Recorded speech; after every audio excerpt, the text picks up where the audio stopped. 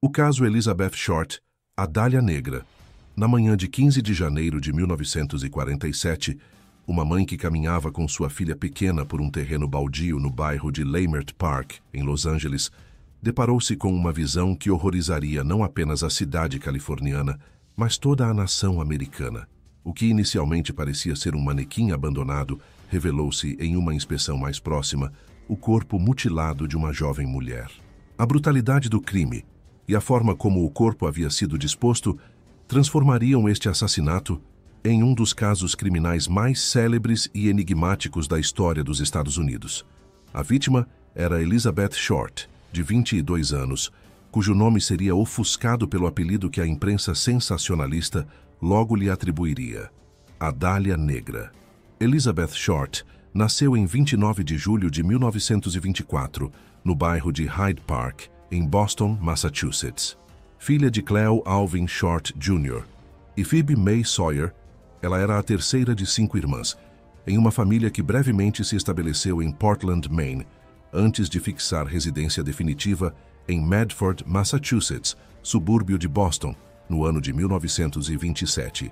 Cleo Short construía campos de minigolfe e mantinha a família em condições razoavelmente confortáveis, até que a crise econômica de 1929, com a quebra da Bolsa de Valores, destruiu seus negócios e levou a família à falência. O colapso financeiro foi devastador para Cleo, que além de perder suas economias, acumulou dívidas significativas. Em 1930, quando Elizabeth tinha apenas 6 anos de idade, o carro de seu pai foi encontrado abandonado na ponte de Charlestown. A família acreditou que Cleo havia cometido suicídio, atirando-se no rio Charles. Phoebe Short ficou sozinha para criar suas 5 filhas em meio à pobreza. Ela conseguiu um emprego de meio período como escriturária, mas a renda era insuficiente para sustentar a família, que passou a depender de assistência social. A infância de Elizabeth foi marcada por dificuldades financeiras e pela ausência paterna, mas também por problemas de saúde. Ela sofria de asma e bronquite severa, condições agravadas pelo clima rigoroso de Massachusetts. Aos 15 anos, Elizabeth precisou submeter-se a uma cirurgia pulmonar. Por recomendação médica, ela passou a viver com parentes na Flórida durante os meses de inverno, retornando a Medford no restante do ano. Este padrão de deslocamento tornou-se constante em sua adolescência, e Elizabeth desenvolveu o hábito de buscar climas mais amenos e ambientes diferentes daqueles de sua infância, marcada por privações. A vida de Elizabeth tomou um rumo inesperado quando, anos após o suposto suicídio de Cleo, sua mãe Phoebe recebeu uma carta do marido, vindo da Califórnia. Cleo não havia morrido.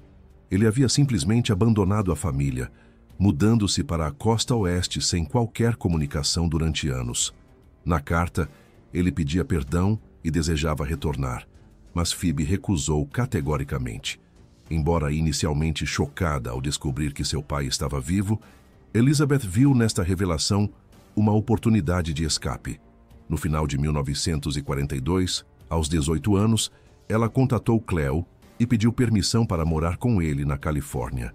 Ele concordou e enviou $200 para custear a mudança, quantia equivalente a aproximadamente $2.000 atuais. Elizabeth mudou-se para Vallejo, cidade próxima a São Francisco, onde seu pai trabalhava no estaleiro naval de Mare Island. A convivência entre pai e filha, porém, não foi harmoniosa. Cleo desaprovava o estilo de vida de Elizabeth, particularmente o fato de que ela saía frequentemente com diversos homens e não demonstrava, segundo sua perspectiva, ambição profissional clara. Após algumas semanas de tensão, ele a expulsou de casa. Elizabeth então viajou para Santa Bárbara, onde continuou trabalhando como garçonete. Em setembro de 1943, aos 19 anos, ela foi presa por consumir bebidas alcoólicas, sendo menor de idade. As autoridades juvenis de Santa Bárbara a enviaram de volta para Massachusetts, mas Elizabeth desceu do trem antes de chegar a seu destino e permaneceu na Califórnia, posteriormente retornando à Flórida, onde fazia apenas visitas ocasionais à família em Boston. Durante sua estadia na Flórida, Elizabeth conheceu o Major Matthew Michael Gordon Jr.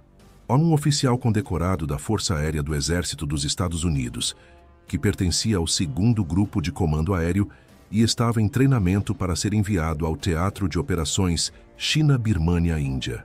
Elizabeth e Gordon desenvolveram um relacionamento intenso e rápido. Segundo relatos de amigos, Gordon escreveu a Elizabeth de uma carta da Índia, propondo casamento enquanto se recuperava de ferimentos causados por um acidente aéreo.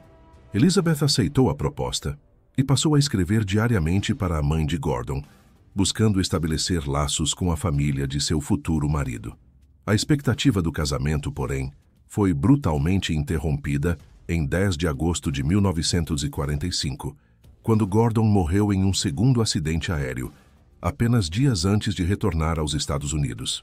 A notícia foi comunicada a Elizabeth através de um telegrama lacônico enviado pela mãe de Gordon, um golpe devastador para a jovem que tinha apenas 21 anos.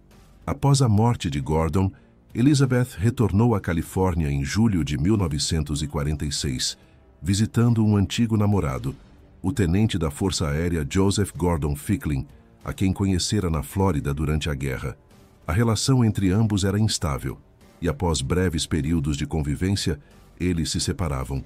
Elizabeth passou então a transitar entre diversas cidades e residências, frequentemente dependendo da hospitalidade de conhecidos. Ela mantinha o sonho de tornar-se atriz, embora não haja registros de que tenha conseguido qualquer papel significativo em produções cinematográficas. Trabalhava esporadicamente como garçonete e, segundo testemunhos, era uma mulher atraente, de cabelos negros e olhos azuis claros, que media aproximadamente 1,65 m e pesava cerca de 52 quilos. Apesar de sua aparência, Elizabeth tinha problemas dentários sérios, com dentes severamente deteriorados, condição que contrastava com a imagem glamourosa que projetava. Em meados de 1946, Elizabeth estabeleceu-se em Los Angeles, onde passou a frequentar clubes de jazz e a ter relacionamentos com diversos homens. Conhecidos descreviam-na como uma jovem cortês, que não fumava, não bebia apesar da prisão anterior e não utilizava linguagem obscena. Ela havia desenvolvido o hábito de vestir-se predominantemente de preto, incluindo vestidos, meias e até lingerie, o que contrastava vividamente com sua pele muito clara e cabelos escuros. Foi este estilo de vestimenta, aliado ao filme noir A Dália Azul, popular à época, que inspiraria o apelido póstumo que a imprensa lhe atribuiu. Amigos e familiares, contudo, conheciam-na simplesmente como Beth ou Betty. No início de janeiro de 1947, Elizabeth viajou para San Diego, onde ficou hospedada na residência da família de Dorothy French. Durante esta estadia, um incidente perturbador ocorreu. Um grupo formado por 2 homens e uma mulher chegou à residência procurando por Elizabeth. Segundo Dorothy, Elizabeth ficou visivelmente em pânico e muito assustada, recusando-se a recebê-los. Após este episódio, Elizabeth decidiu deixar a casa dos French em 8 de janeiro. Ela aceitou carona para Los Angeles com Robert Red Manley, um vendedor viajante casado com quem mantinha contato. Manley a levou até o Hotel Biltmore, no centro de Los Angeles, onde Elizabeth afirmou que encontraria sua irmã Virginia. Funcionários do hotel posteriormente confirmaram tê-la visto utilizando o telefone público. Elizabeth foi vista pela última vez no Crown Grill Cocktail Lounge, na South Olive Street, a aproximadamente 800 metros do hotel. Sua irmã Virginia, quando interrogada, afirmou nunca ter feito planos para encontrá-la. O paradeiro de Elizabeth Short, entre 9 e 14 de janeiro de 1947, permanece um mistério. Há um relato não confirmado de uma oficial de polícia chamada Meryl McBride, que teria encontrado uma mulher, possivelmente Elizabeth, na noite de 14 de janeiro. Segundo este testemunho, a mulher estava soluçando de terror e afirmou que alguém havia ameaçado matá-la. McBride acompanhou-a de volta a um bar para recuperar sua bolsa, mas o homem que supostamente a havia ameaçado já não estava lá. Horas depois, McBride viu a mesma mulher deixando o estabelecimento, acompanhada de 2 homens e uma mulher. Quando questionada, a mulher afirmou estar bem. Poucas horas mais tarde, Elizabeth Short foi assassinada. Na manhã de 15 de janeiro de 1947, por volta das 10 horas, Betty Bersinger empurrava o carrinho de sua filha pequena por uma área de terrenos vagos em Leimert Park, bairro de classe média no sul de Los Angeles, quando avistou o que inicialmente julgou ser um manequim descartado entre a vegetação rasteira. Ao aproximar-se, Bersinger percebeu com horror que se tratava do corpo nu de uma mulher. O corpo estava seccionado ao meio, na altura da cintura, com as duas partes separadas por aproximadamente 30 centímetros. Os braços estavam elevados acima da cabeça, dobrados nos cotovelos, e as pernas estavam afastadas, em uma pose que sugeria a encenação deliberada. A pele apresentava uma palidez extrema, contrastando com os cabelos negros da vítima.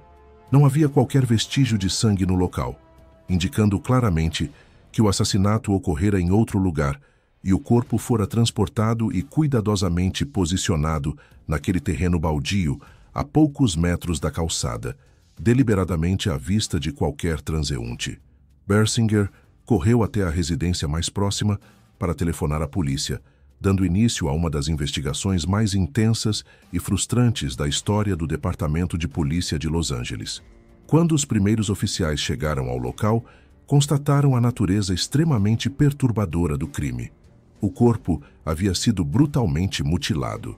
Os cantos da boca haviam sido cortados até as orelhas, criando um sorriso grotesco, posteriormente conhecido como sorriso de Glasgow.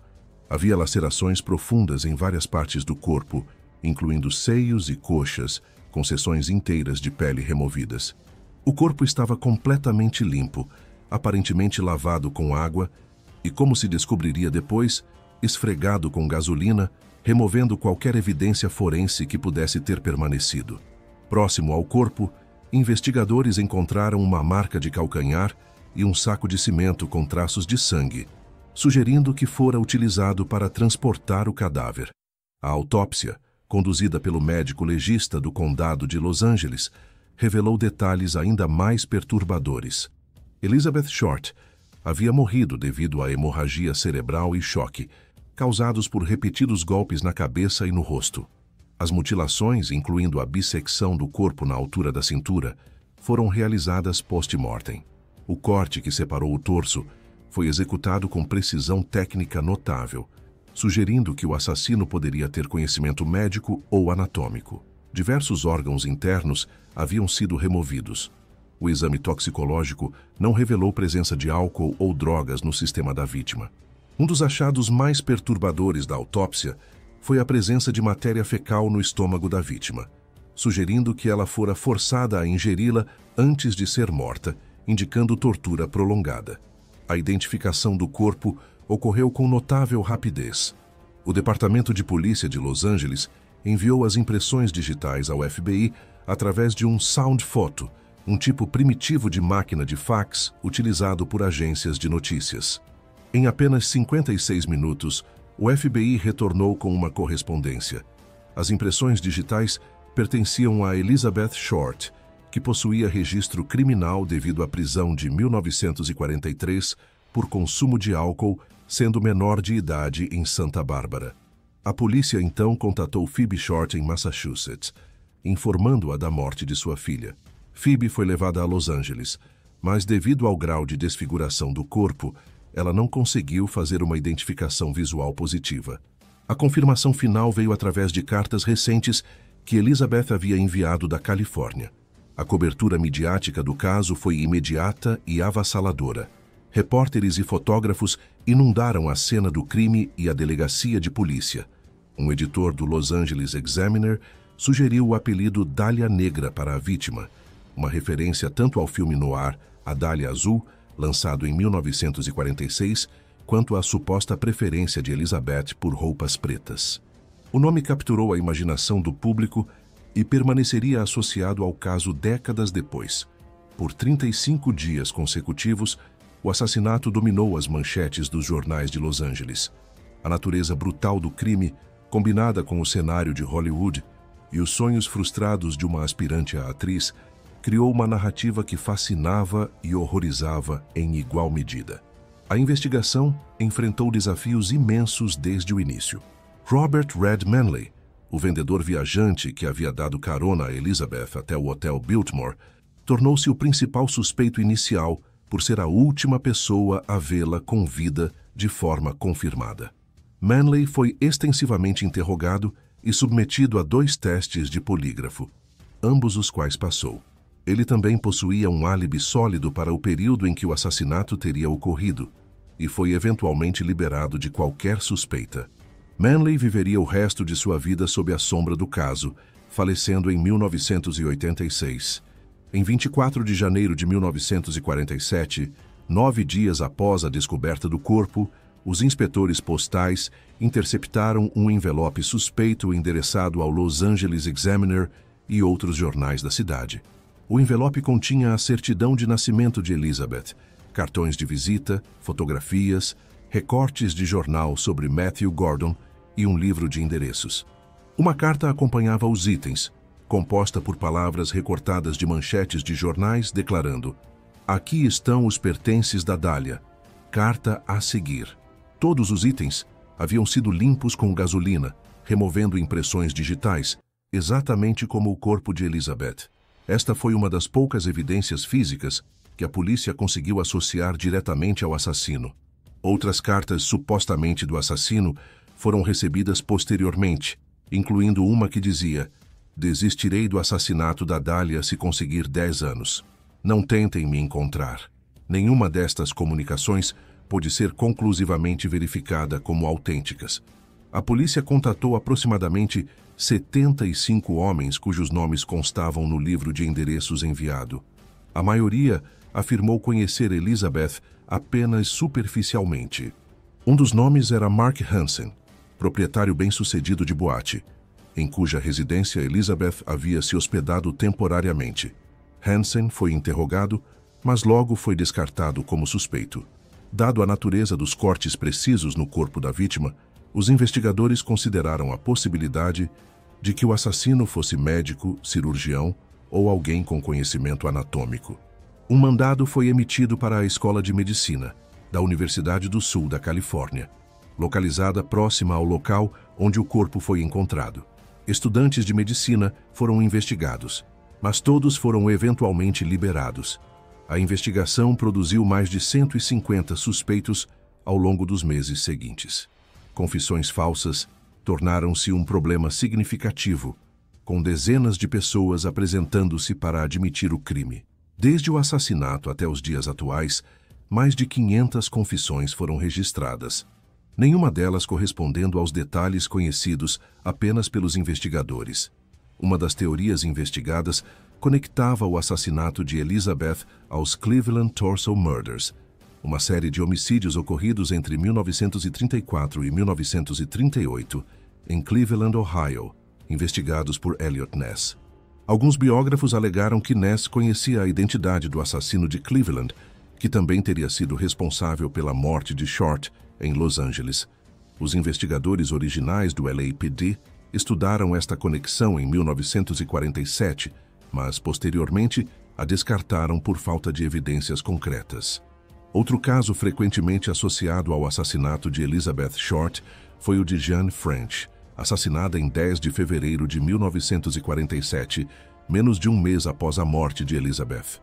O corpo de French foi encontrado em um terreno vago em Los Angeles, também exibindo sinais de extrema brutalidade. Em seu corpo, o assassino havia escrito mensagens com batom vermelho, levando a imprensa a apelidar o caso de Lipstick Murders. Apesar das similaridades temporais e geográficas, os investigadores não conseguiram estabelecer uma ligação definitiva entre os dois crimes. Em 1948, uma nova pista surgiu quando Leslie Dillon, um residente da Flórida que anteriormente vivera em Los Angeles, contatou o departamento de polícia sobre um conhecido que poderia ter assassinado Short. O Dr. Paul DeRiver, psiquiatra do LAPD, passou a acreditar que o próprio Dillon era o assassino, possivelmente sofrendo de personalidade dividida. Dillon foi levado a Los Angeles sob pretextos falsos e mantido em um hotel por vários dias em condições questionáveis, próximas a uma detenção ilegal. Quando outros investigadores perceberam a situação, Dillon foi libertado sem acusação. O incidente resultou em Dillon processando a cidade de Los Angeles, e contribuiu para críticas severas sobre a condução da investigação. Em setembro de 1949, um grande júri foi convocado para examinar as inadequações na unidade de homicídios do LAPD, baseando-se no fracasso em resolver numerosos assassinatos nos anos anteriores, particularmente de mulheres e crianças, sendo o caso de Elizabeth Short um dos mais proeminentes. O júri criticou a interferência da mídia na investigação, apontando que repórteres haviam contaminado cenas de crime, retido informações potencialmente úteis e até atendido telefones na delegacia de polícia, interceptando possíveis denúncias. O sargento Finis Brown, um dos detetives principais do caso, culpou publicamente a imprensa por comprometer a investigação através de reportagens não verificadas e interferência direta. O grande júri dissolveu-se sem indiciar qualquer suspeito. E no ano seguinte, o caso de Elizabeth Short foi oficialmente considerado um cold case, arquivado entre os mistérios não resolvidos. Nas décadas subsequentes, investigadores independentes, autores de true crime e até familiares de suspeitos propuseram diversas teorias sobre a identidade do assassino. Em 1991, uma mulher chamada Janice Knowlton publicou um livro alegando que seu falecido pai, George Knowlton, havia assassinado Elizabeth Short e duas outras mulheres. Uma escavação subsequente de sua propriedade não encontrou restos mortais ou armas, apenas uma faca, algumas ferramentas agrícolas e joias. A teoria foi amplamente desacreditada. Uma das teorias mais persistentes foi apresentada por Steve Hodel, um detetive aposentado do LAPD, que em 2003 publicou o livro Black Dahlia Avenger, alegando que seu próprio pai, Dr. George Hodel, era o assassino de Elizabeth Short. Steve Hodel baseou sua teoria em diversos elementos. Fotografias de uma mulher que ele acreditava ser Short, encontradas entre os pertences de seu pai. O fato de que George Hodel havia recebido treinamento médico na Universidade da Califórnia, São Francisco. Testemunhos de jornais indicando que George Hodel era namorado de Elizabeth. E recibos mostrando que seu pai havia comprado sacos de cimento pouco antes da morte de Elizabeth, da mesma marca encontrada perto do corpo. Em 2018, Hodel alegou ter encontrado uma carta de um informante policial que mencionava um homem identificado apenas como GH, como o assassino. O LAPD investigou as alegações de Steve Hodel, mas decidiu não prosseguir com a linha de investigação, decisão que Hodel atribui aos relacionamentos próximos que seu pai mantinha com membros da força policial. Em 2017, a autora britânica Pugh Whitwell publicou Black Dahlia Red Rose, propondo que o assassino era Leslie Dillon, o mesmo homem brevemente detido em 1948, trabalhando como assistente de agente funerário e depois como mensageiro de hotel. Whitwell sugere que Dillon cometeu o crime a pedido de Mark Hansen, o proprietário de boate cujas investidas sexuais Elizabeth teria supostamente rejeitado. Segundo a teoria de Whitwell, o crime ocorreu no Astor Motel, onde o proprietário teria encontrado um de seus quartos coberto de sangue e matéria fecal no dia seguinte ao assassinato, mas optou por limpar a cena em vez de reportar à polícia, temendo problemas devido a um histórico próprio de abuso doméstico. Nenhuma destas teorias foi comprovada, e com o passar dos anos, praticamente todos os envolvidos diretos com o caso original faleceram. Clell Short, o pai de Elizabeth, recusou-se a identificar o corpo de sua filha no necrotério, deixando esta tarefa dolorosa para Phoebe. Ele também não compareceu ao funeral de Elizabeth, realizado em Oakland, Califórnia, onde ela foi sepultada no Mountain View Cemetery. O corpo foi enterrado em 17 de janeiro de 1947, apenas 2 dias após sua descoberta, em uma cerimônia simples, custeada por meio de doações públicas. Phoebe Short viveu até 1992, falecendo aos 94 anos, sem nunca ter obtido respostas sobre o assassinato de sua filha. O impacto do caso Elizabeth Short estendeu-se muito além da investigação criminal imediata. O assassinato da Dália Negra tornou-se um dos primeiros grandes casos de homicídio altamente publicitado no período pós-Segunda Guerra Mundial, contribuindo significativamente para a história da criminologia e da cobertura midiática de crimes nos Estados Unidos. O caso estabeleceu precedentes preocupantes sobre como a imprensa poderia interferir em investigações criminais, mas também demonstrou o poder da mídia em manter casos não resolvidos na consciência pública por décadas. O sensacionalismo com que o caso foi tratado levantou questões éticas importantes sobre a cobertura jornalística de crimes violentos e o respeito às vítimas. Elizabeth Short foi frequentemente retratada de maneira que mesclava fatos com especulações infundadas sobre sua vida pessoal, incluindo rumores falsos sobre prostituição, que foram posteriormente refutados pela investigação oficial. A forma como a mídia transformou uma jovem mulher assassinada em um objeto de curiosidade mórbida reflete as problemáticas dinâmicas de gênero, classe e poder que permeavam a sociedade americana da época. O legado cultural do caso é vasto e multifacetado. O apelido Dália Negra transcendeu o crime real, tornando-se um símbolo na cultura popular. Em 1987, o autor James Ellroy, cuja própria mãe havia sido assassinada em circunstâncias não resolvidas em 1958, publicou The Black Dahlia, um romance noir fictício baseado no caso, que foi posteriormente adaptado para o cinema em 2006 pelo diretor Brian De Palma. O livro True Confessions, de John Gregory Dunn, publicado em 1977 e também adaptado para o cinema, foi vagamente inspirado no assassinato de Short.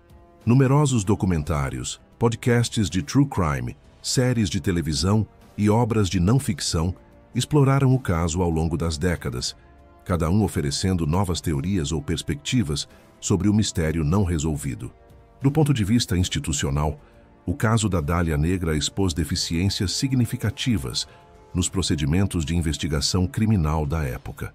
A contaminação de cena de crime, a falta de protocolos padronizados para a preservação de evidências, a interferência externa de jornalistas e a coordenação inadequada entre diferentes departamentos contribuíram para a falha em resolver o crime. Estas lições influenciaram o desenvolvimento de práticas forenses e investigativas mais rigorosas nas décadas seguintes. O caso também foi citado como justificativa para o endurecimento de leis na Califórnia relacionadas ao registro de ofensores sexuais e ao tratamento de crimes violentos. Os arquivos oficiais do caso da Dália Negra permanecem entre os mais volumosos da história do LIPD, com milhares de páginas de relatórios, depoimentos e análises acumuladas ao longo de mais de 7 décadas. Muitos documentos permanecem selados em cofres do departamento, alimentando especulações sobre informações não reveladas que poderiam apontar para a identidade do assassino ou explicar por que certas linhas de investigação foram abandonadas. O FBI também mantém arquivos extensos sobre o caso, disponibilizados parcialmente ao público através de seu programa The Vault, que documenta casos famosos da agência. Hoje, mais de 78 anos após o assassinato de Elizabeth Short, o caso permanece oficialmente não resolvido. As limitações técnicas da era pré-DNA, a ausência de cenas de crime preservadas adequadamente e a morte de todos os envolvidos diretos tornam extremamente improvável que o mistério seja definitivamente solucionado. Periodicamente, novos pesquisadores ou descendentes de suspeitos históricos apresentam teorias revistas, mas sem evidências forenses conclusivas ou confissões verificáveis, o caso da Dália Negra continuará como um dos maiores enigmas criminais da história americana. A jovem de 22 anos que chegou a Los Angeles, sonhando com uma carreira no cinema, transformou-se tragicamente em um dos nomes mais reconhecidos associados à cidade, não pelos papéis que interpretou, mas pela violência brutal de seu fim e pelo mistério permanente que cercou sua morte. Elizabeth Short, que em vida buscou reconhecimento e estabilidade que sempre lhe escaparam, tornou-se, na morte, um símbolo duradouro das sombras que existem por trás do brilho de Hollywood, um lembrete sombrio de que nem todos os sonhos terminam na tela prateada, e que algumas histórias permanecem sem final satisfatório, assombrando gerações com suas perguntas não respondidas.